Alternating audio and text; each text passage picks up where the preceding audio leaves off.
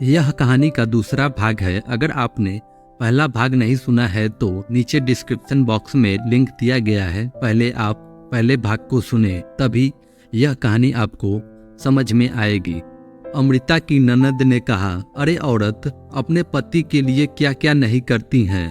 उतने में सास बोली, रहने दे मोनिका, क्यों इसको संस्कार सिखा रही हो। माँ बाप तो रहे नहीं और चाचा चाची ने ऐसी लड़की हमारे पल्ले बांध दी। चल बाहर, मैं रसोई में ही ताला लगा देती हूँ और उसे रसोई से बाहर धक्के कर ताला लगा देती हूँ। अमृता आंखों में आंसू लेकर बस देखती रह गई। 11:30 बजे अजय घर आया। तभी रेखा और मोनिका ने मिर्च मसाला लगाकर अमृता के खिलाफ अजय को भड़काया। वह तो माँ का भक्त। इतना ही सुनकर उसने गुस्से में आकर अमृता को थप्पड़ मारा।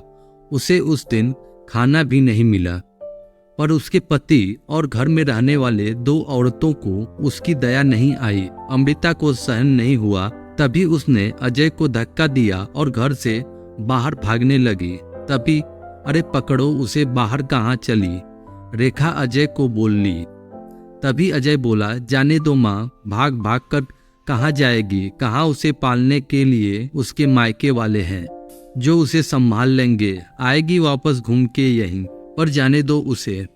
पहले मुझे खाना परोसो, मुझे बहुत भूख लगी है। अजय का बोलना सुनकर रेखा ने अजय को खाना दिया और आज भी सभी खाने के लिए बैठे, पर अमृता की याद किसी को नहीं आई। बाद में थोड़ी देर बाद अमृता घर में आई। उसे देखकर तीनों राक्षस जैसे हंसते हंसते उसके सामने खड़े हुए। आ गई क्या वापस महारानी? क्या हुआ, मायके वालों ने घर में नहीं रखा? रेखा ने उसे टोंट मारा। तभी अजय उसे बोला, जब तक तुम मेरे पैरों में अपनी नाक नहीं रगड़ती तब तक मैं तुम्हें घर के अंदर आने नहीं दूंगा।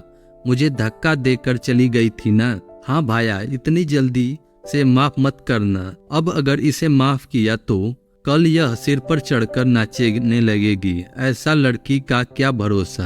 अरे भरोसा तो अभी हमें तुम पर भी नहीं रहा। जो अपनी भाभी का सम्मान नहीं कर सकती, वह लड़की हमारे घर का क्या मान बढ़ाएगी। अचानक अमृता के पीठ के पीछे से मोनिका के होने वाले ससुर की आवाज आई और वह अंदर आए।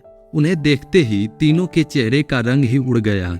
अरे समधी जी, आप कब आए? रेखा साड़ी ठीक कर के माथे पर पल्लू लेकर बोलने लगी। उसी वक्त आया जिस वक्त आपकी बहू रास्ते से डरकर इधर उधर भाग रही थी।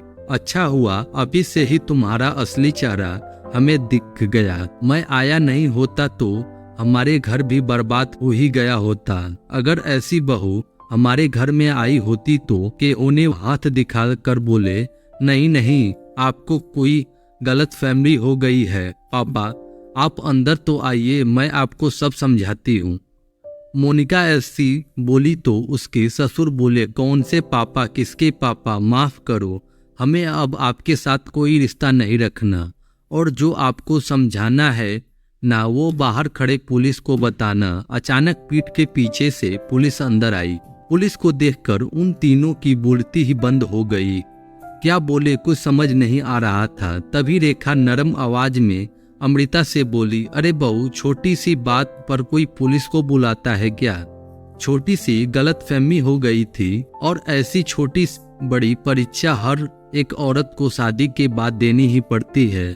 और यह तो तुम्हारा ससुराल है ना। ससुराल वालों का मान रखना तो तुम्हारा कर्तव्य है बेटा। बहू बोली, माफ कीजिए सासू जी, मुझे ऐसे परीक्षा देने का कोई शौक नहीं है।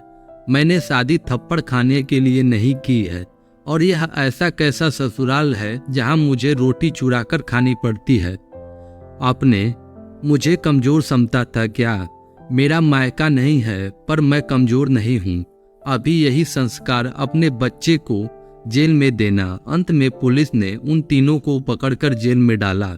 मोनिका की ससुराल वालों ने शादी तोड़ दी और अमृता को एक स्वयं संस्थान ने आगे जाने का मार्ग दिखाया। अमृता संस्थान के साथ साथ काम करके लोगों को घर में होने वाले घरेलू हिंसा के बारे में जागरूक फैलाने लगी।